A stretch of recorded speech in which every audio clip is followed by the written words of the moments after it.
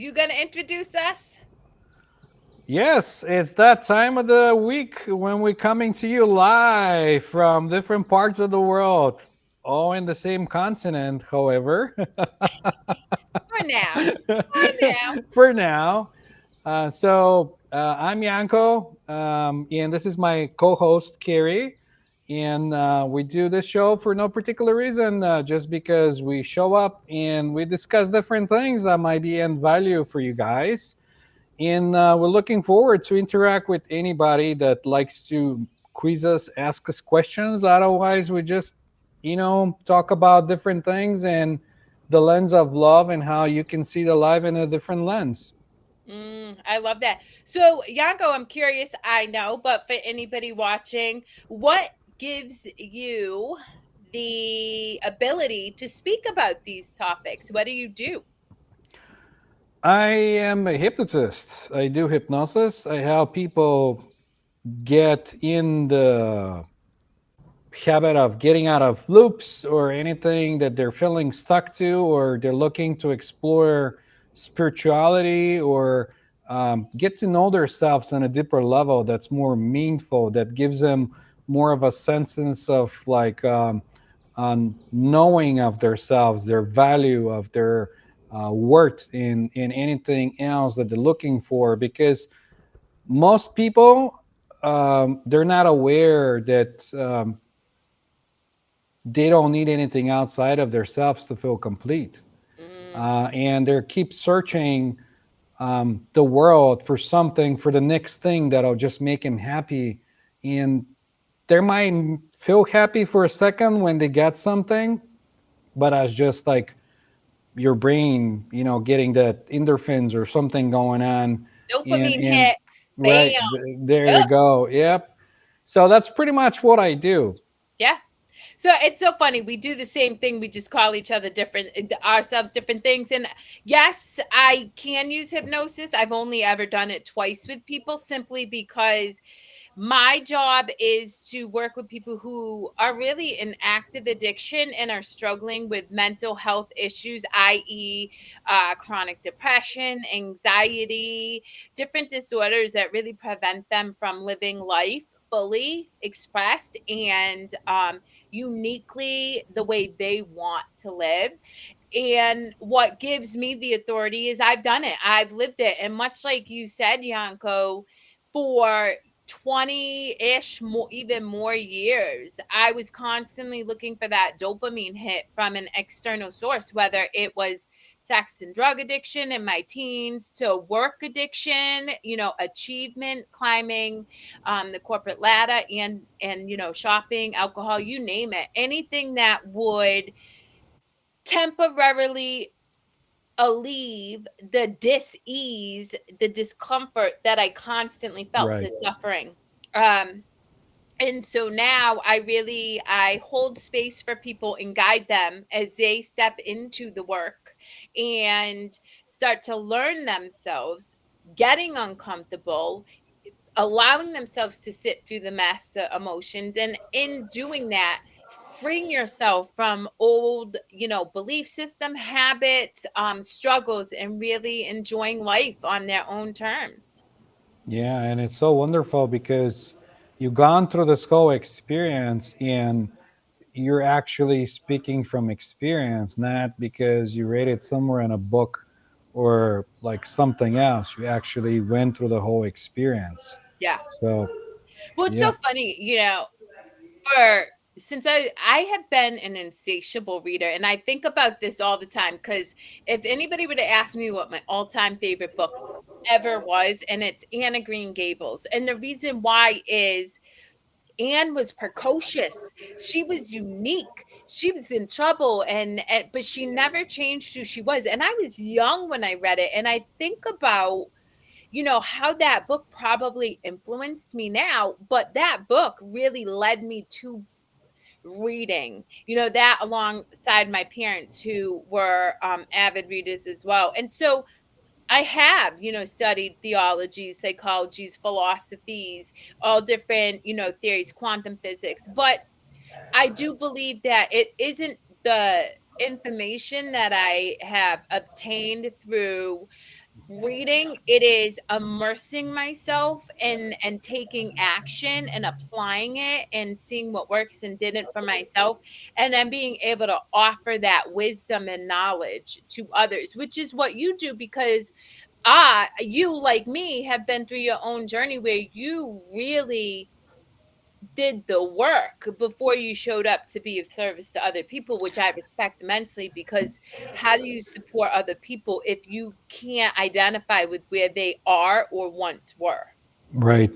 And I still do though, because it's not like a one-time fix thing. It's constantly something that evolves, something that you have to like go for, look for, improve upon, and move forward with, because like everything it's malleable. Everything changes. Like there isn't a single thing that stays the same way forever. Everything just keeps changing, and yeah, it's and you're right about that, because um, it's one thing to read about something, but it's another thing to read about something and then to put it to practice and to check it out and say, well, don't take my word for it. I mean, you read it, but let's see, is it really true? Is that how it happens? Like, or maybe it's not something that'll be true for me. It could be true for, different people, because everyone is unique. Everyone is in their unique journey,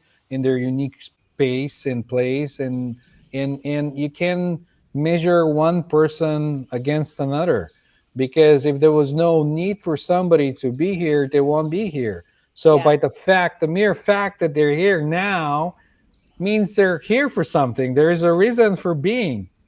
Yeah. So Well, something two things you said that I love. One, I am vehemently opposed to programs.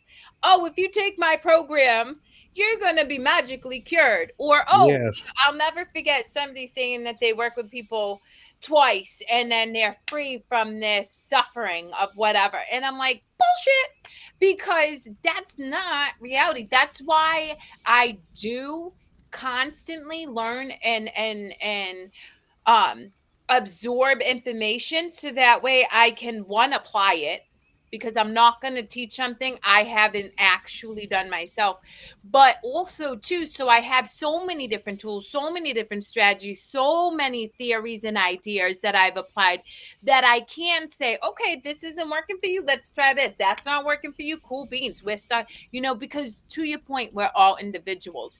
The second point you make that I love is, I think about some of our greatest thought leaders in history. I truly believe everybody, particularly in politics, I mean, not everybody, but for the most part, gets into politics or spirituality, teaching, whatever the case is, from a very altruistic place, right? They gain benefit, they got value, and now they want to add value. However, what I do see often is, if they're not continuously doing the work, there is the not propensity, because not everybody does it, but there is that opportunity to then become an egomaniac, or, like, you know what I mean, because now you've been in a position of power, now you've achieved whatever it is, now you stop doing the work, and that becomes problematic, because you put yourself in a position of power, so to speak, whatever that is, whether Right. it's in a religious ideology, whether it's in, whatever. And then you're not doing the work on yourself to continue to grow and expand, because really, to me, a coach should be constantly evolving and changing and sharing their growth journey with their people. That to me is healthy. I don't know, but yeah, so I love what you said. So it's interesting, because I said to you before the show, I want to talk today about discernment. Please do. So I'm curious, discernment. What is that word cultivate for you? And if not discernment, but like intuitive knowing could be Right. another way of saying it. Yeah, a lot of times I'll have that knowing, and I think everybody does. They're just not aware of it because they're not like applying it on a daily basis. But I can give you an example of, like, you might just be on public transportation or just be out and about, and you look at somebody and you just don't feel like right about this person. You don't know anything about him. You can't judge him or anything. This is the very first time you're seeing this person, and yet you're not quite feeling like you're feeling at ease. Like maybe there's something going on. Like you don't know, and that's the sign where you combine that with your logical thinking, Hmm. because a lot of the times logic overrides those, and you're not like really discerning from the heart. You're more in your head, thinking from past experiences, and you think, maybe it's nothing, you know.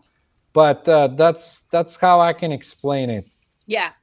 Well, it's so interesting. You're right. Everybody has the ability to discern. It's their energy source, their spirit, however you want to call it, whether you believe in God, or if Right. you just know that we're energy, it is that energy that will be able to discern for you, and it is heart centered rather than thinking. So it is if you know it before your logic ever kicks in.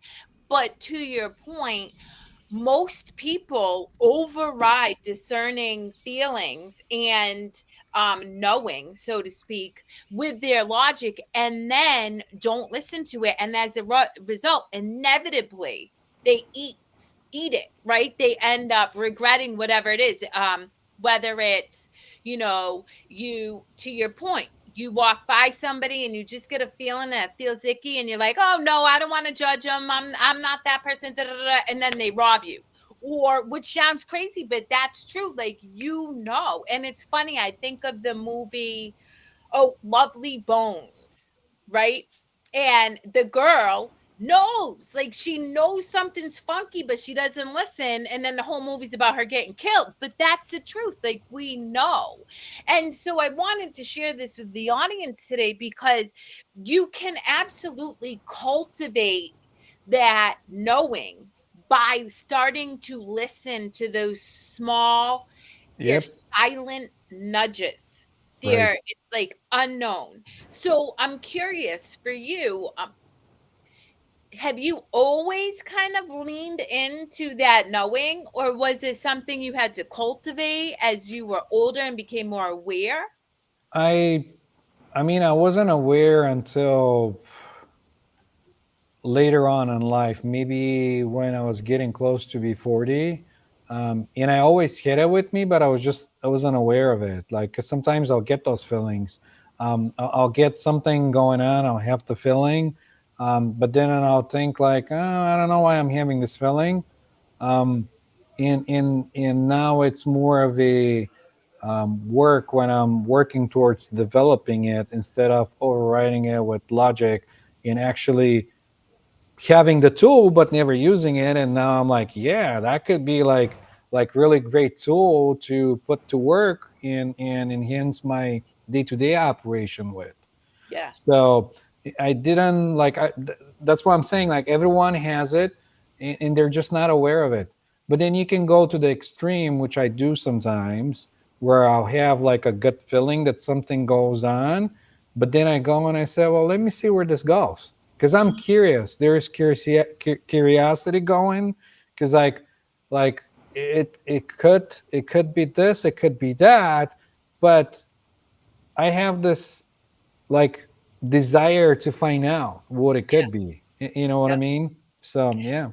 So I shared with you, and I'm going to share with the audience because I think it's important to really give context as to why I'm bringing up discernment today. And I know that Yanko agrees with me that it's a really important part of your being that you want to cultivate. There's so many examples in my life, but the one I shared with Yanko earlier was, I didn't finish high school and I was asked to help open a company. And for somebody who didn't finish high school and had been hustling and grinding, that was like my dream job. And I did. I got to help open this highly successful company.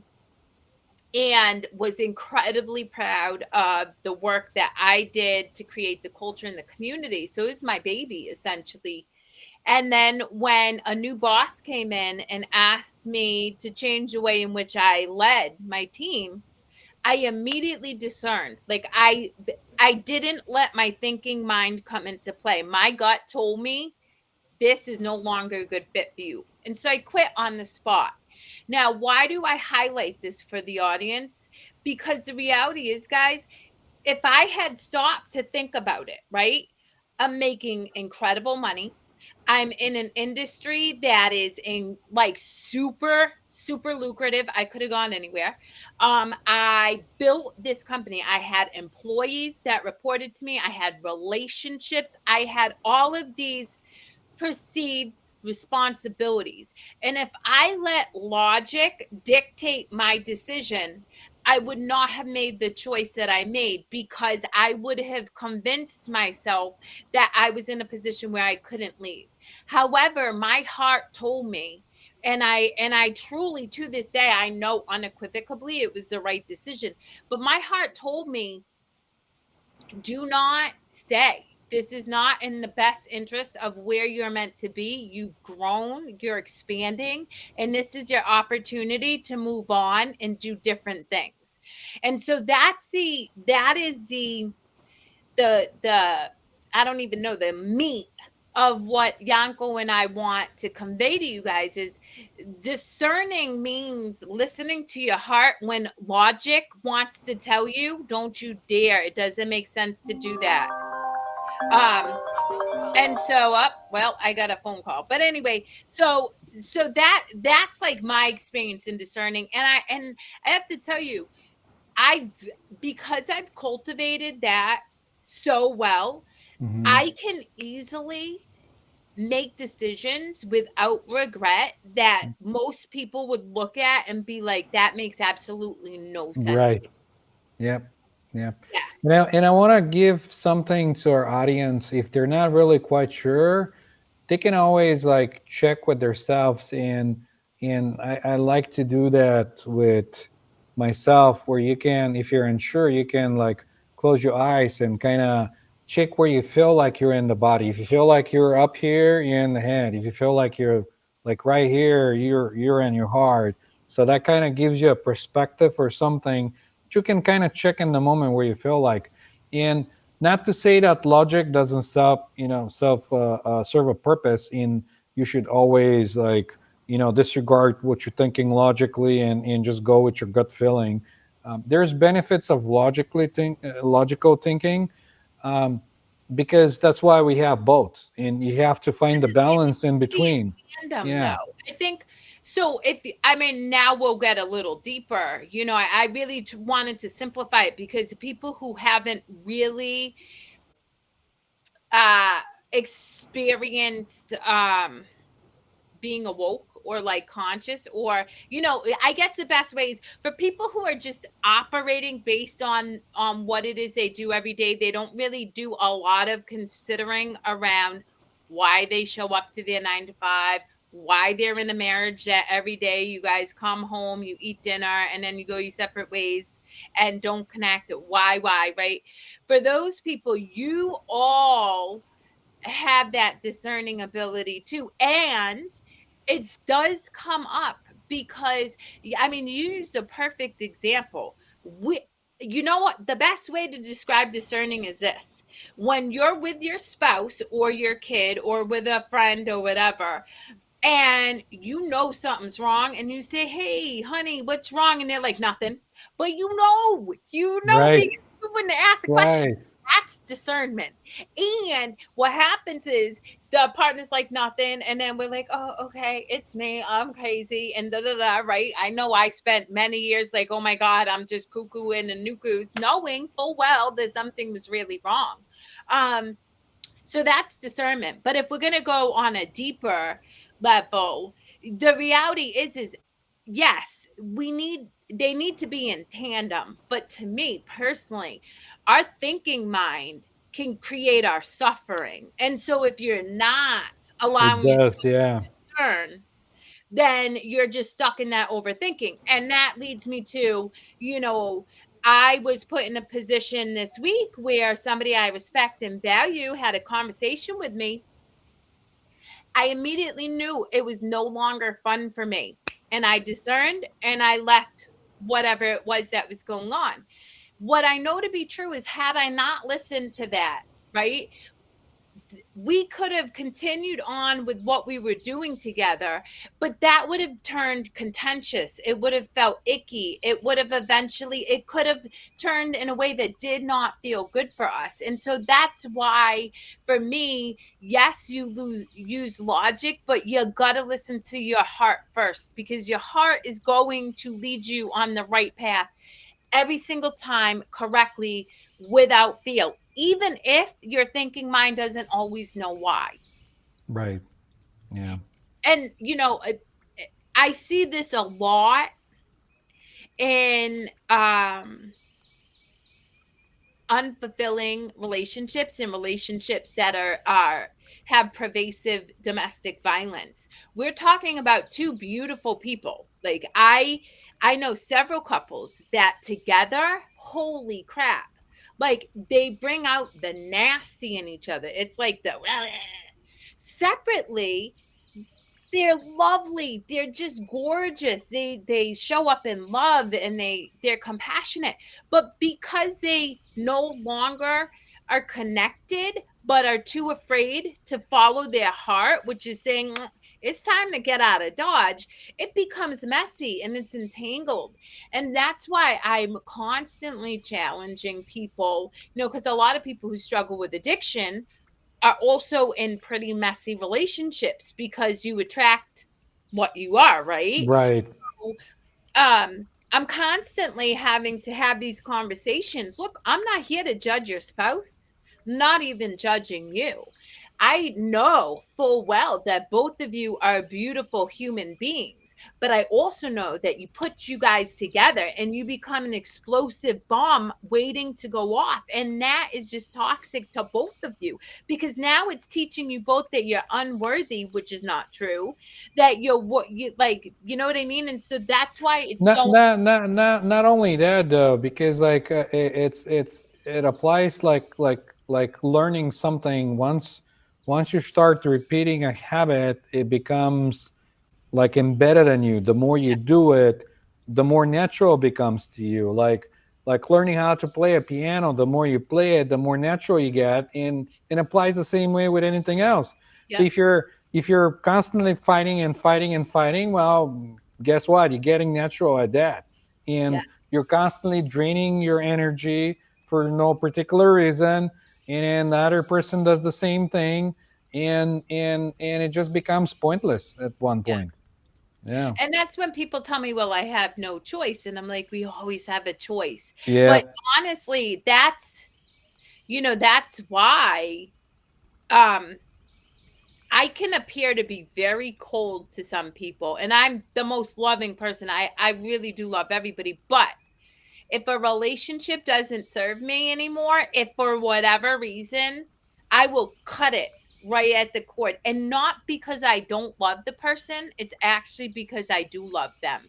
Because I know that if I stay entrenched or entangled in a relationship that isn't feeding my soul anymore, my soul is going to resist. And guess what? I'm going to be resentful, I'm going to be argumentative, I'm just not going to be the best version of myself. And I owe it to both of us to show up as love. And so I'm really really good at saying, you know what, this is really, this served me. I love you, I appreciate the gifts you gave me, but I'm moving on. And not a lot of people have that tool, and so it does come off heartless. But I also know from my experience and having studied energy and understanding karma, I don't want to engage in karma that I don't need to. You know what I mean?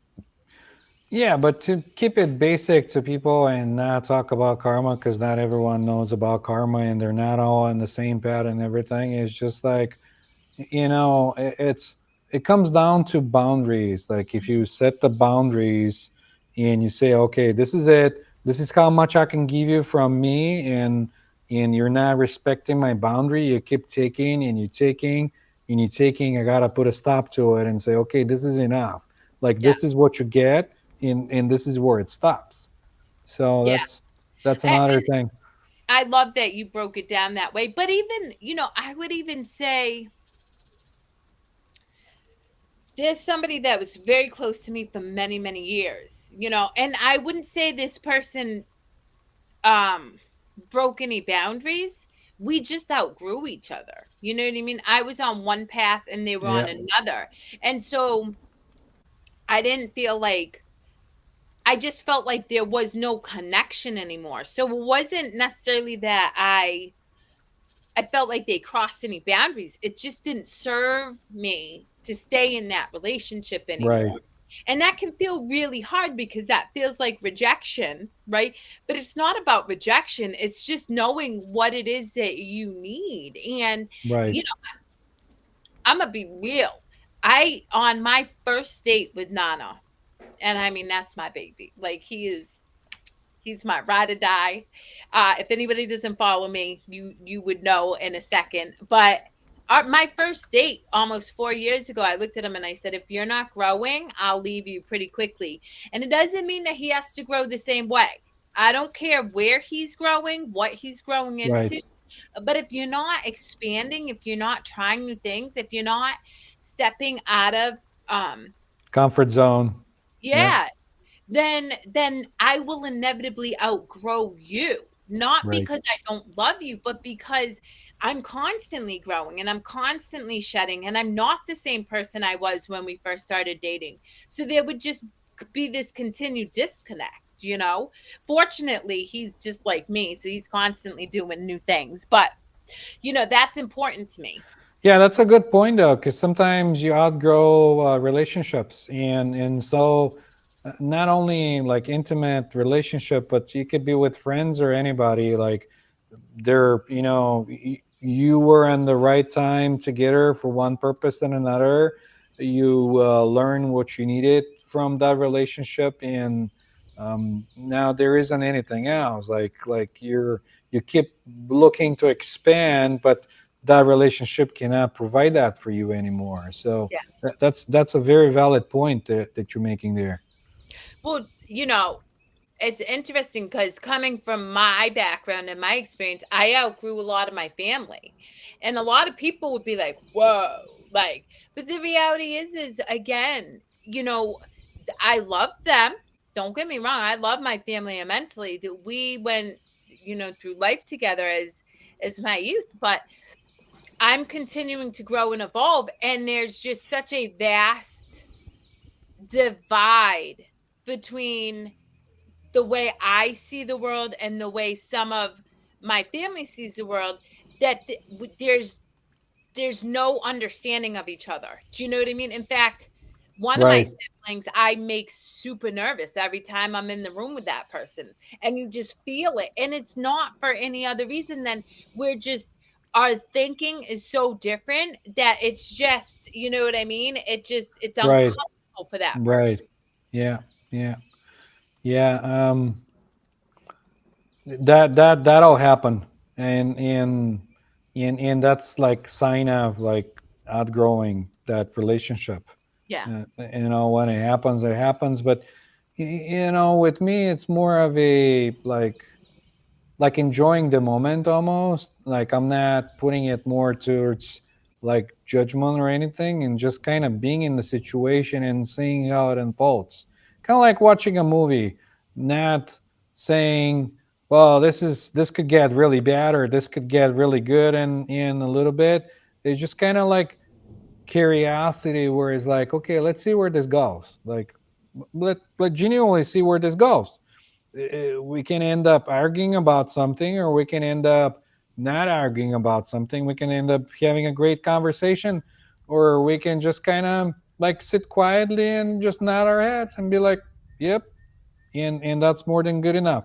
You know what I mean? Well, it's interesting because you and me have had this conversation offline, and I think, from my perspective, I love to enjoy the moment. Like mean like I love it. But if I'm in a space where I know somebody's uncomfortable, I want out. I don't want to come from a place of curiosity. One, I already know where it comes from, so I don't need to go there. But more than that, you know, the in my lifetime, I've experienced enough discomfort in that type of experience. I just don't feel the need to do it now. Do I feel experience discomfort as I grow and expand? For sure. But I also, if I know that, like, my presence Right. is, I didn't meant it that way. Maybe I yeah, could clarify it a little more. I meant it in a way of like you had somebody and you outgrow it and you lost touch with them and then you reconnect a year later too. And it's more of a like not like writing that person off and saying, all right, I know I'm going to be uncomfortable in this situation. I yeah, know what I'm going to expect. I'm not saying like if you're uncomfortable, like immediate danger or something's going on, I'm not saying well, go ahead and see where this goes because you already know. But I'm just saying, like, because I had that kind of situations where I felt like we lost touch with somebody and everything, and everything changes. Like everything, it's malleable. So I don't want to like write somebody off and say, well, we didn't really had a good experience, so I don't want to try this again. yeah, But maybe they grew up. Maybe something changed, like maybe and that's why I'm like, okay, if I'm in the situation, for one reason or another, it meant to be like there is no um random things that just happen for no particular reason. Like there is always, if you're with somebody that there's something going on there, you know what I mean, you're in the situation either to learn something or to be learned from or something else or just yeah. yeah, that's what I meant But really I, what. I I think that ties in beautifully to our conversation around discerning. Because I, like you, I totally understand that we're constantly changing and evolving, and I never write off somebody and say I'm never going to speak to you again. But a year later, if I run into somebody or somebody reaches out, I'll listen to my heart over my head, and sometimes it'll be to re-engage, sometimes it won't. But, something that I really want to impress upon is, regardless of whatever people's choices and decisions are, it's really important not to feel guilty about whatever choice you make, because guilt Yep. it's so powerfully toxic, and it really creates resistance around experiencing all that this world has to offer. Yep. And that's And again, like, think about it for anybody who's listening. And if you have any questions, concerns, comments, or disagree with us, you can disagree with me. I respect yeah, same here. all Come on, conversations. send us all your comments and Yeah, but what I would say is, when I reconciled that there were certain people I had grown up with that were my siblings that, like, I loved, but I could no longer engage with them like in communication on a regular basis, I really struggled with guilt. I really, because there was that belief that was embedded in me: family first, you stick by family, blood thicker than water.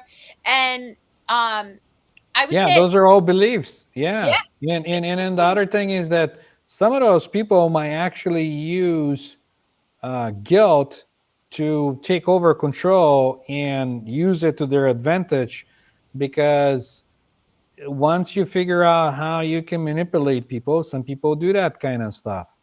well, So I'll give you a really good example. Somebody that is in my immediate family used, well, tried, it did not work recently, you know, was like, I reached out for you support. for support for this situation 20 something years ago, and you didn't show up the way I needed you to, so that deserves decades worth of anger and vitriol. And the thing is, you're never going to feel guilty. And I said to this person, you're right, I never will again. And I won't, because I understand now, one, how toxic guilt is, but number two, it's 20 plus years ago. I haven't been that person for 20 plus years. You know what I mean? Right. Like, and I think it's so important that the audience hears this. Just like Yanko continues to say, we're constantly evolving and changing. And this is so important for people who struggle with addiction or have overcome addiction, but still are condemning themselves for things that they've done while in active addiction. You're not the same person. The Kerri who drank, the Kerri who was on, doing drugs, and the teenagers who stole from my parents, who slept around to try to achieve love. That's not who I am today. And I'm not going to sit in judgment or guilt of myself for something I did when I didn't even know Right. who I was. No, And so, because at that time, that was your way of how you serving with things. That was your thing, how you coping with things, and that was the way that you handled it. yeah, but so many people condemn themselves for that, and I think that's a lot of the reason why people don't cultivate their intuitive knowing, is not because they don't know, but because the action or the choice that they have to make then causes them to feel guilt, and so it prevents them from actually taking the steps that they know they need to, so that they can move forward in a way that's probably more supportive for them. Right. And not only with like people that are in addiction, I think that applies to pretty much every regular person Oh because yeah.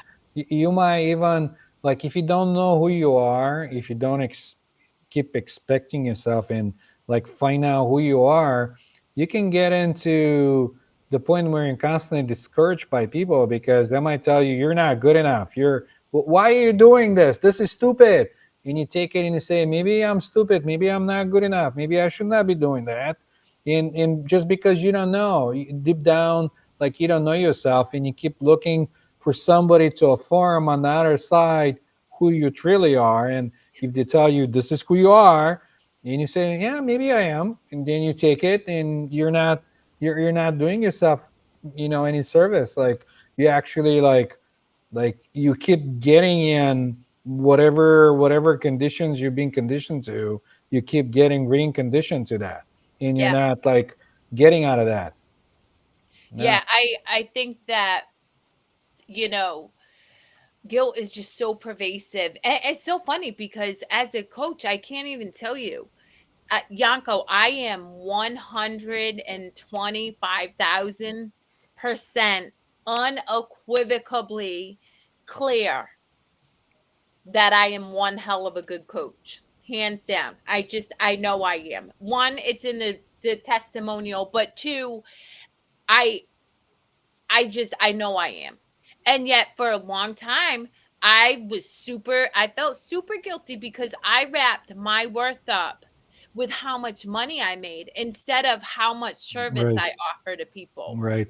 And that's a belief, and that's a very pervasive belief And within. that's a good point though, because a lot of people measure their worth in money Yep. or in physical things. Like, okay, this person is better than you because they have a bigger house and they have nicer cars and they have like this and that, and you don't have it, and this is totally, and not only for people, but that also goes out to, you know applies to companies as well, because they're not actually providing a product that serves humanity, doesn't serve any purpose. It's just something that they think they can make money off, and then year or two down the road the company bellies out because there was no service. So if you're Yeah. not providing any type of service, then you're wasting your time, you're not doing anything. So if there's no value, like how are you gonna who's gonna come and buy your product, or who's gonna like, and that's totally the wrong thing to do. And you're right on. that's something, of course, again, like for me, has been something, it took me a really long time, and I still to this day, I would say that is the struggle that I contend with still occasionally. But I will never forget my aha moment, and this was really profound. I had a person reach out to me and ask me to be on their panel to discuss, as an expert, to discuss being a business owner, a coach, and leaving corporate America. But the criteria was a certain amount of email list. And I said, well, first off, if you're basing my expertise off of my email list, then you don't really care about person's expertise. You Right. care about They're their. looking for the mailing list. And then secondly, I was like, I'm happy to tell you my email list is like 172 people. And you want to know why? Because I'm not busy building funnels. I'm not busy building pipelines. I'm not sending out a free 3-page bullshit thing that you get for free, evidently, whatever, so that you join my email list. I'm not doing any of that. You know what I'm going to do though? I'm going to show up and I'm going to teach. I'm going to educate. I'm going to have great conversations with people who are like-minded and they're showing up in service, like me, like Yanko, like Lanita, like Michelle, like all these people. And that to me is what makes me an expert. It's not my email list. It's not how much money I make. And that was a beautiful gift, and I really thanked the universe for that, because I'm like, ooh, that was so good, and I'm never gonna forget it. Yeah, you come to get to that kind of like situations with different things, but that comes back to discernment, to like what you were talking about, like something kicked in and you're like, yeah, something fishy going on here. You know what I mean? And this isn't like yeah.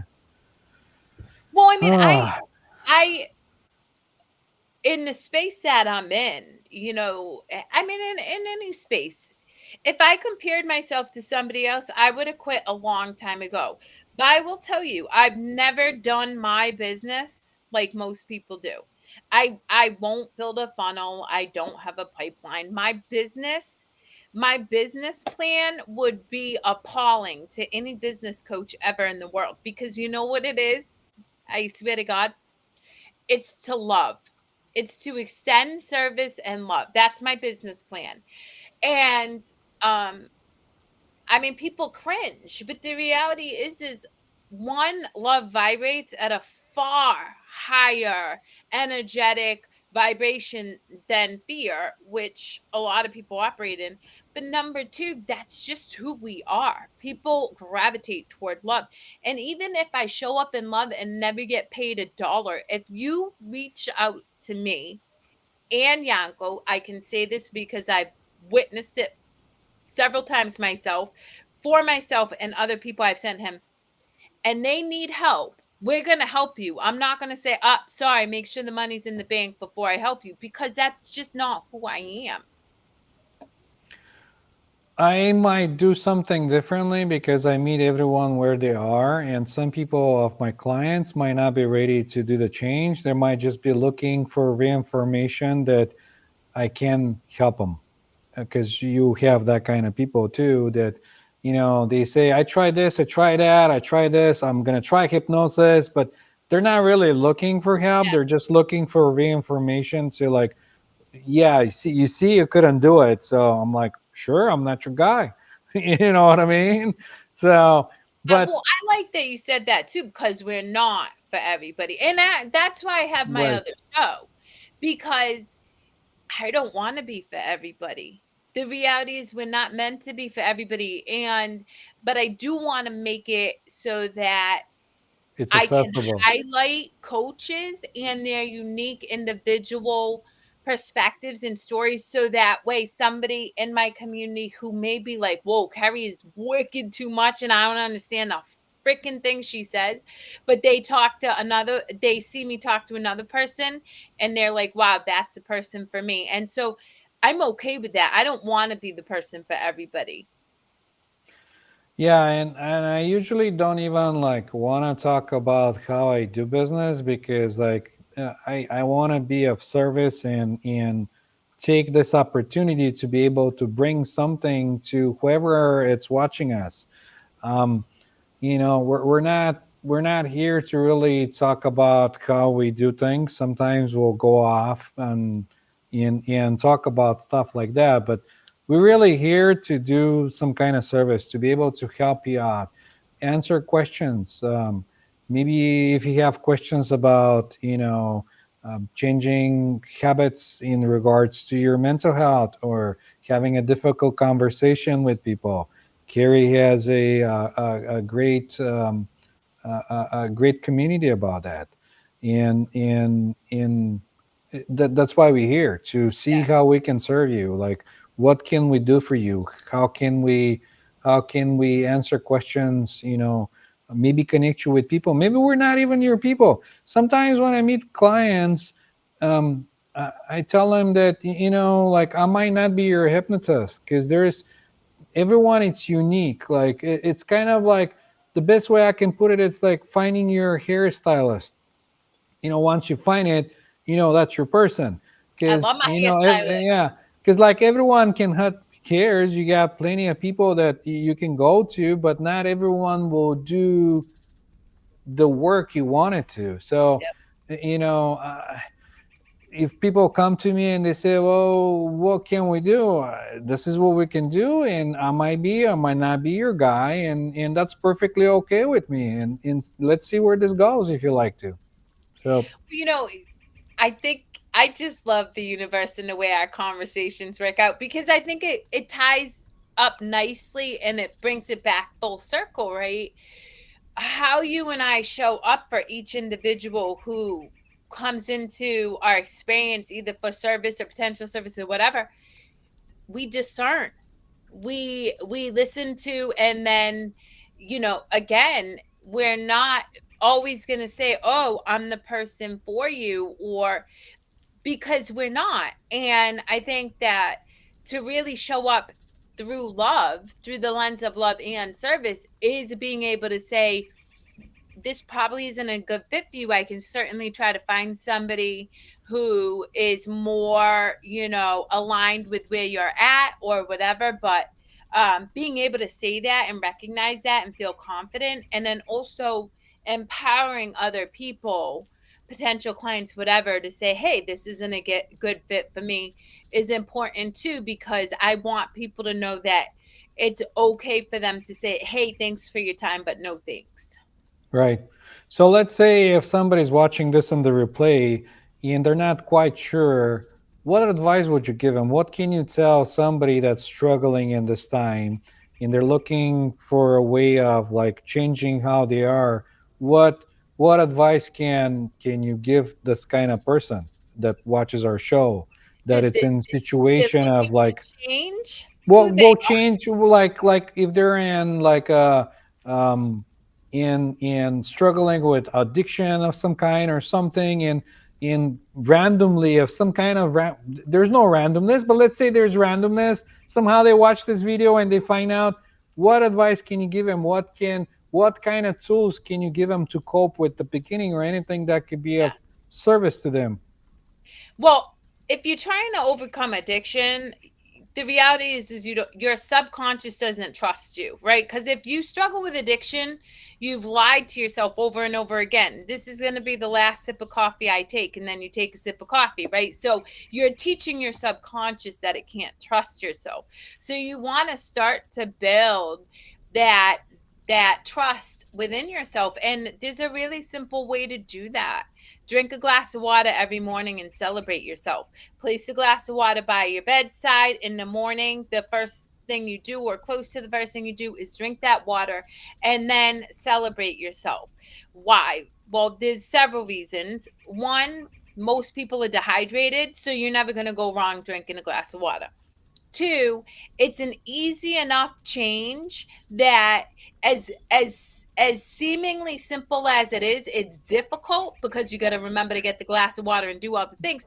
But if you can continually do it, it doesn't take a lot of time. And then the most important part of that is to celebrate, because that celebrating yourself piece is going to start to shift the way your subconscious views yourself. And after a week, you're like, holy crap, I drank water for seven Right. days after 14 days. And so that, that's a simple way. But the reality is um guilt will keep you stuck in an addictive, depressive anxiety cycle for your whole life if you continue to let yourself sit in guilt and shame.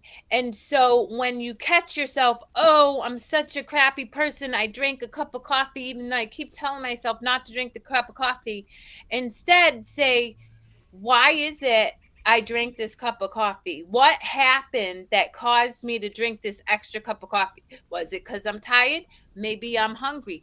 Is it because my mom just called me and berated me? Because when you know what triggered the reason you drank the cup of coffee, now you can come up with a new strategy. Okay, every time my mom calls and says something mean, I'm going to immediately hang up and go for a walk. Or every time I do that, I'm going to immediately hang up and then put on rage music and head banging out, whatever.